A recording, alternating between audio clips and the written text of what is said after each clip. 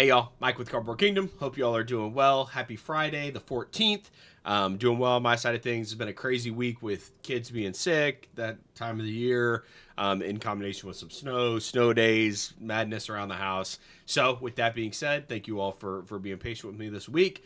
We've got a lot to talk about today. It's been a big week, a huge week to miss. We've kind of, all these reveals have started, and now we're kind of on the back end of it where it's kind of too late. There's too much to really go back to, but some cool stuff to talk about in terms of like price action and whatnot. Quick reminder for those of you who haven't made it out yet or maybe forgot, we're not aware. There is a Valentine's Day event going on at your local LGSs that support Lorcana organized play. You can play Pack Rush for free, so you can go in, get a free pack or two, and play a variant of Lorcana called Pack Rush. It says available at participating stores in US and Canada. It goes through today and then tomorrow. It started on the 9th. And you can go in, get some free packs, and play with a friend. So take in your partner, take in a friend, whoever, etc., and have some fun. I think this is a really, really cool event that, you know, I didn't really see a lot of hype for it, and maybe I just missed it. But I just wanted to give Ravensburger their flowers for something like this. This is a great way to get additional people into the LGSs, right? More boots on the ground in the LGSs coming through the door is going to ultimately mean more revenue for them and just more eyes on Lorcana, more eyes on their store in general. And I think that it's a great way to increase exposure into those LGSs. Once again, for those of you who, you know, on the collecting side, like me, if the LGSs don't support the game and people aren't getting in and playing it, this game will cease to exist. And so measures like this are very, very cool to see, and something that, you know, in between like brainstorming, developing, going to market, execution, marketing, like all the stuff that goes into an idea like this, like it's a lot of work, right? It takes a lot of manpower, and I wanted to make sure that they got some kudos for it from me, because I think once again it's just a cool way for them to continue to support the LGSs. And this goes back to, like, you know, like Rudy made that video out, it's been like a year ago now, where he's just like completely poo-pooing Lorcana because some Inklings boxes were being sold on Amazon. He was saying that they have completely cut out the LGS, and like it was a blatant lie at the time. He didn't get allocated any Lorcana at the start, and so now he's got to buy it at market price like the rest of us, and he didn't really appreciate that, and so he just kind of poo-pooed it for a while. He's kind of quit talking about it now for the most part, I think. I haven't really heard anyone talk about it lately, so just a cool way for them once again to continue to support LGSs and get boots on the ground inside of stores. Some quick kind of grail stuff to talk about before we get into, or some higher end stuff to talk about before we get into some price movement and just kind of do some regular market update stuff. We did have an auction end here over the last couple of days on the 14th. Or wait, no, today's the 14th. This auction ended recently, and it was a PSA 10 D23, our D23 2022 Elsa Snow Queen PSA 10 in combination with the Nicholas Cole our Auto 10 with the Olaf, you know, sketch doodle on there as well. So a very gorgeous card, right? Obviously the Elsa is the first Elsa that ever came to market, is the first edition, you know, base at Charizard, if you will, of Lorcana.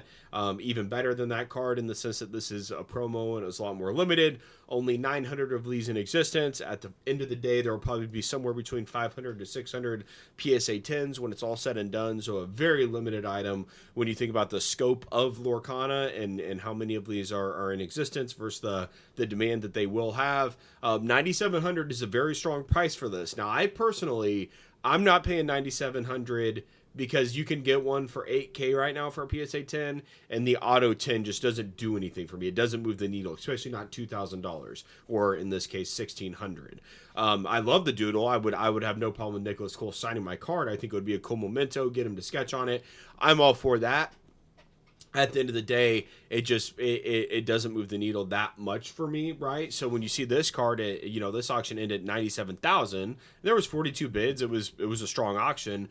You can buy a PSA 10 Elsa right now for 8,100, and so that just speaks to the fact that, you know, that I personally don't value the auto that much. Once again, I would love Nick's art. He's my favorite artist within Lorcana.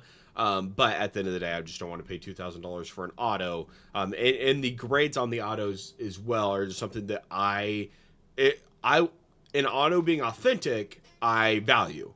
Right, having that, like, I would get like a PSA 10 auto, DNA auto or whatever, where they just are authentic auto, where they authenticate the autograph. Getting it graded, it was never been a thing for me. I've always thought that was 100% silly, to be completely honest. But nevertheless, 8,100 is the lowest buy it now. Obviously, that auction closed in at 10K, which is really, really exciting. So, moving on. Once again, Arcazia's Island reveal started on Monday of this week. I'm going to link the Mushu Report article in my video description. So that way, if you want to come and check out some of the cards, this is a great resource to go through everything that has been released thus far. You can filter by legendary or by rarity. You can filter by color, so on and so on. There's going to be huge meta shakeups based off of this set. Just some of the cards. Obviously, I'm not a I don't know what would I consider. I'm a player. I'm an experienced player. I'm not a competitive player. I understand the metagame. I understand what cards are going to impact what cards. I get the sense that there's a lot of strong cards in this set.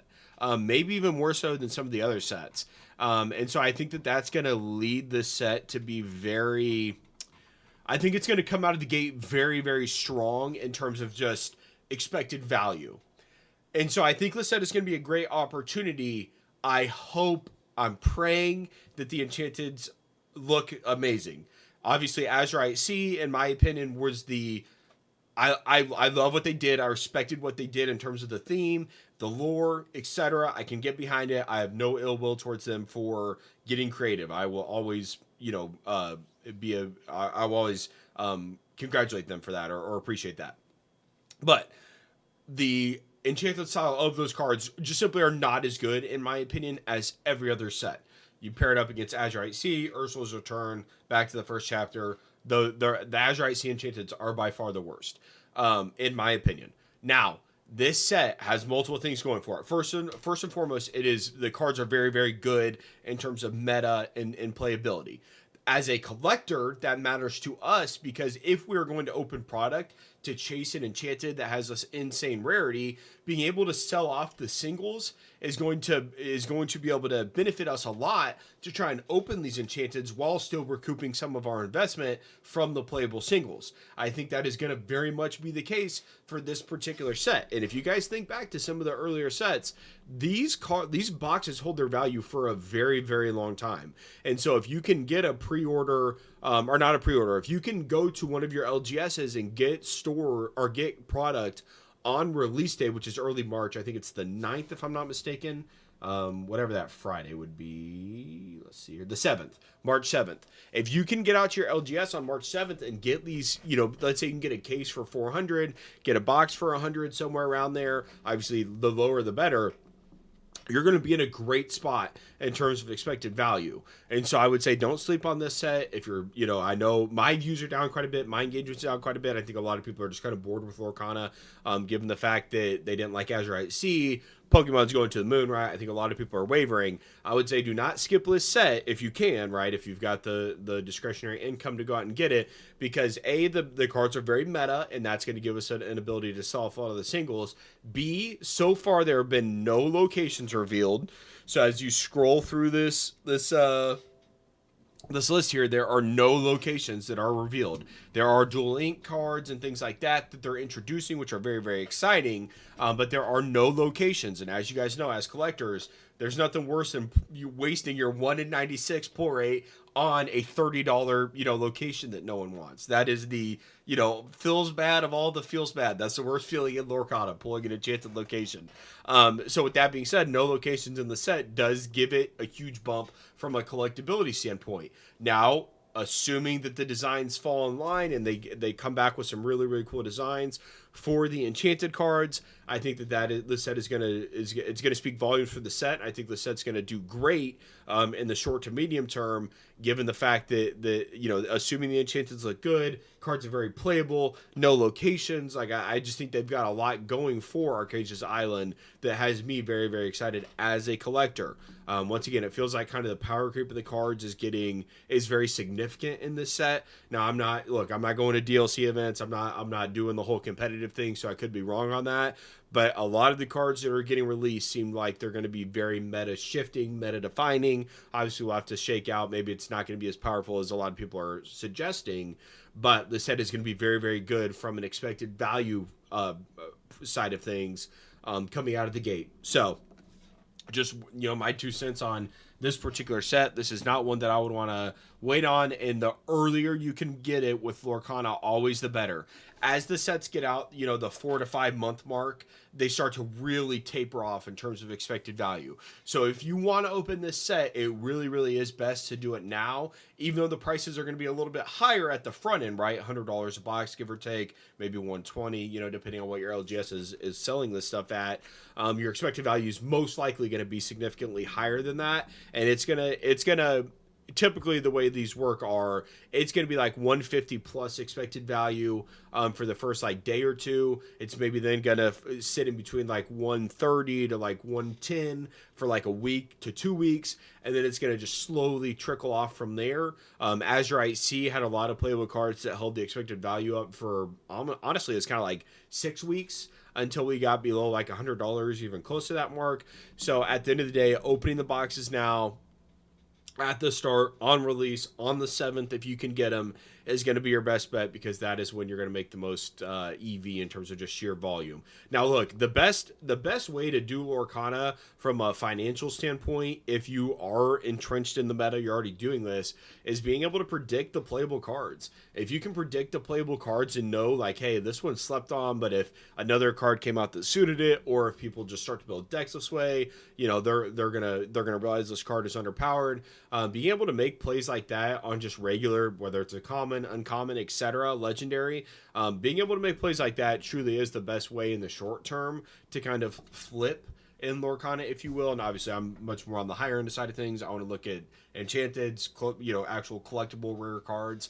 I'm not really interested in flipping the 10-cent card. That's not to belittle it. That's just not the pool that I swim in. But at the end of the day, there's a lot of money to be made there if you can see some of these cards, whether it's in Archazia's Island, Azurite Sea, before that, sets that have been slept on, that you feel hey, now that this card's introduced, if I look back at this card, this is an insane combo. This card is still 10 cents or whatever. I'm going to go buy 100 of them. Something like that, you can make a lot of movement with in terms of the short term. So back to the Archazia's Island. Obviously, a lot of cool cards, dual link cards, which are really, really exciting.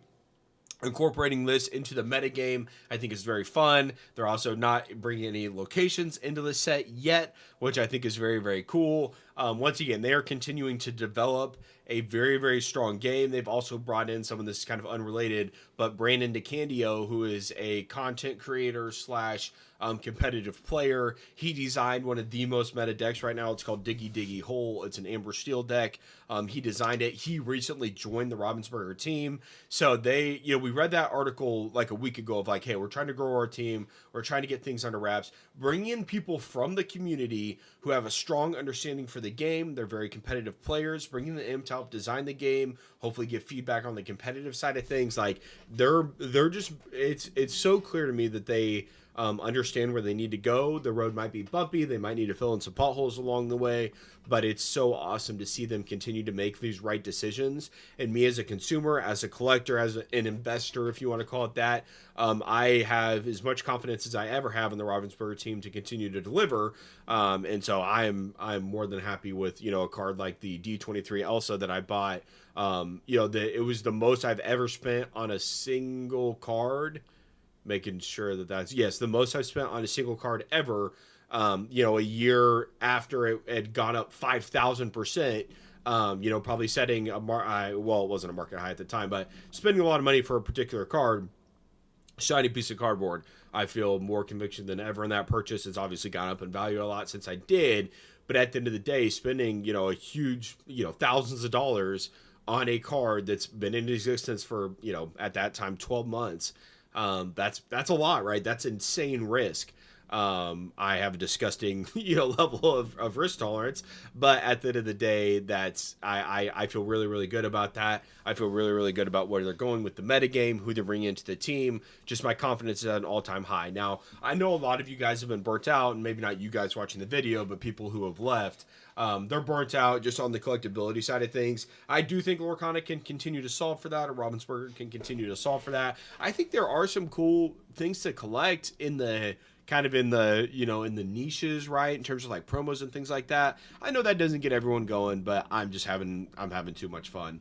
And at the end of the day, you have to go where you're having fun at. And so if you're not having fun in Lorcana, then go fight at Costco for Pokemon cards, wherever you want to do it. I don't want to talk about a video, but I've got some other just kind of like cards and things that I'm getting into in terms of just like vintage, no value, just some really, really cool stuff that me and my kids, as we explore other IPs and things like that, just some really, really fun stuff that I want to collect, and doing some binder sets and going to do some grading and lots of cool stuff on. By the way, can grading not like keep going up exponentially in price? We are like, it is insane. Like literally PSA used to be like $7 a card back before all this madness, before like 2020 and stuff like that. The demand has just continued to go up exponentially since then. And I mean, I guess there really might not be a lower price point in the short term, but we're talking like, I think Tag is $15 a card. CGC is a little bit cheaper, but I will never buy a CGC slab again. Between all the stuff that's going on with Pokemon, my own personal experiences I've had with them, like I have zero interest in CGC cards. But BGS I think is like close to like 20, PSA's north of 15 now, even for the lower tier. So grading price is just absolutely insane. But nevertheless, I digress on that front. Not the point of this video. So final point on Arcazia's Island. This will be linked. Very cool cards, dual link cards. Go check them out if you have not already. Now getting into some of the market stuff. So there are a lot of cards that are moving off the back of this announcement. First and foremost, the card that's kind of moving the most, in my opinion, is the Maui Half Shark. Now this card is one that came out obviously in Azurite Sea. When it came out, it was a strong card, but a lot of the players of the game were kind of poo-pooing on it when it was like a $30 card. They're saying, like, hey, this card's not that powerful. I think it's going to be a $20 card. A lot of people were kind of poo-pooing on it. It continued to do like strong. You started seeing a lot of red-blue decks, but then you also get some of these cards from Arcazia's Island, and people are saying like, oh, I need 4 of these like right now. And so at the end of so we're starting to see significant movement there. When you look at some of these buy numbers, 70 items sold, 68 items sold, 59 items sold, 98 items sold, 58 items sold. So it's continued to see very, very strong price action. And with that being said, the cheapest verified on the market is $54. You can get one from B Squared store for $47, which I think if this is... So there is a content creator. He does a lot of the events. I think this is actually him, B Squared. Look him up online. I would definitely buy from him if this is that person. Look into it, do your own research. But if that's him, I would fully trust him to buy cards from him. So with that being said, that is where we're at for just a regular version of Maui. If we hop over to Cold Foil, 55 lowest on the market, zero feedback, only 8 sales. Somewhat maybe risky. Verified $90, lowest on the market. And then it would appear that a lot of the sales have happened on the cold foil side of things.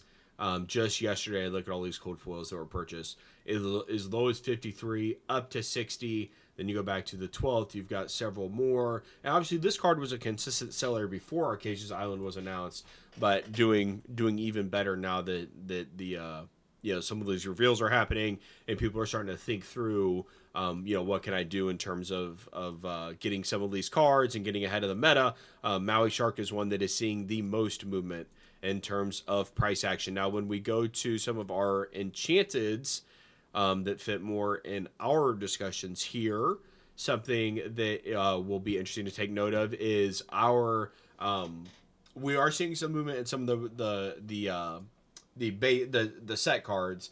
The lowest Elsa now is at 850.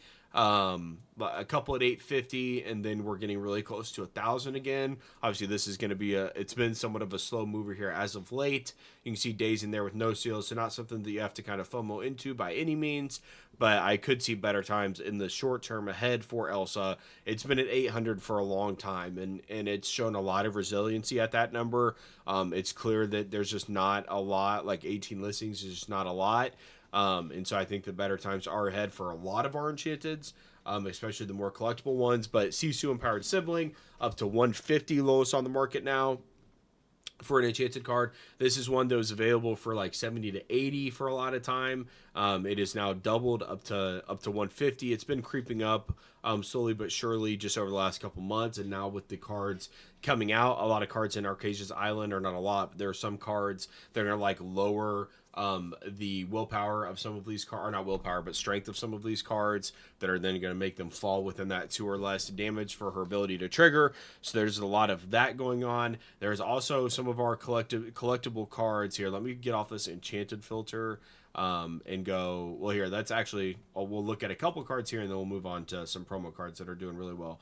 Jafar Striking Illusionist is something that is starting to see some movement. So you can see 6 sales a couple days ago, 3 sales here. Most recently, it is up to $100. This is a card that I think was down like 50 or 60 not too long ago. You can see cards are sales in the 70 there in late January. It looks like it was up around 100 for a while, 90 there, 87, etc. So a card that is starting to see some traction off the back of some of these Arcazia's Island announcements. So one that is definitely pacing closer to like 150 in terms of, you know, we're a few sales away.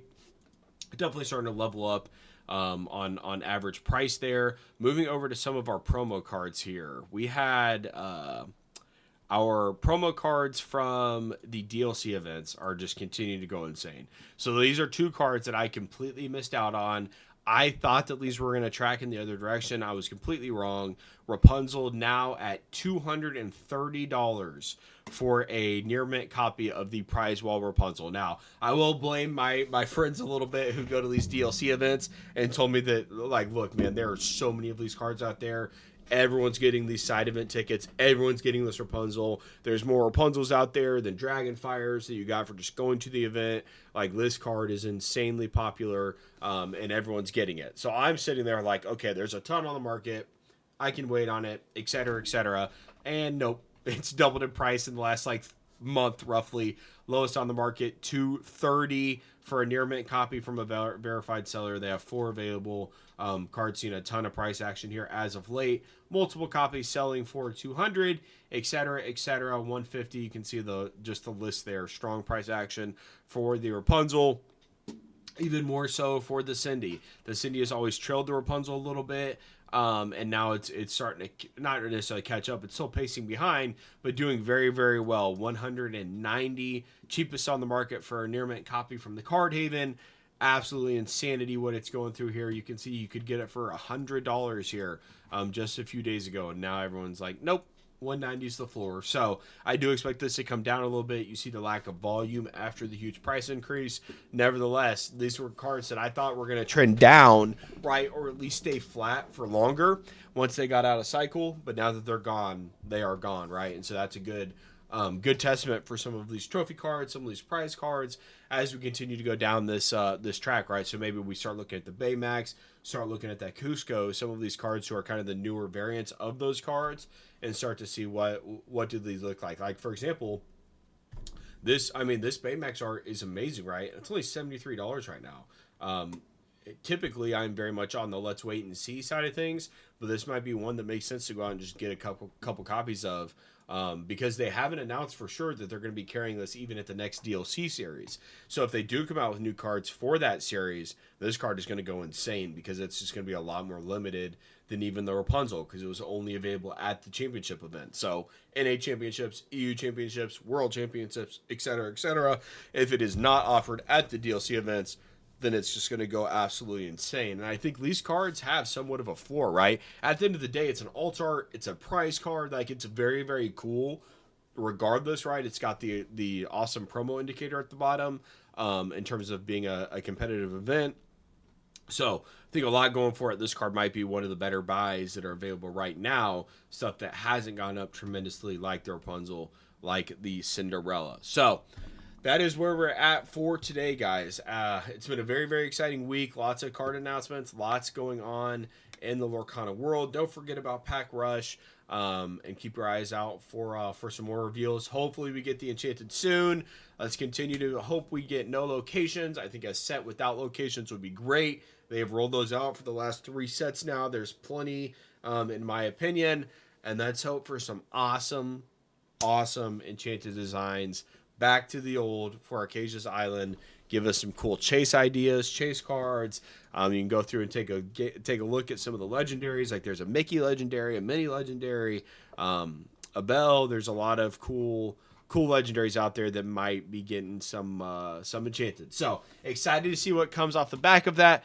Thank you very much for watching, guys. It has been a pleasure, and I will be back with another video soon. Bye.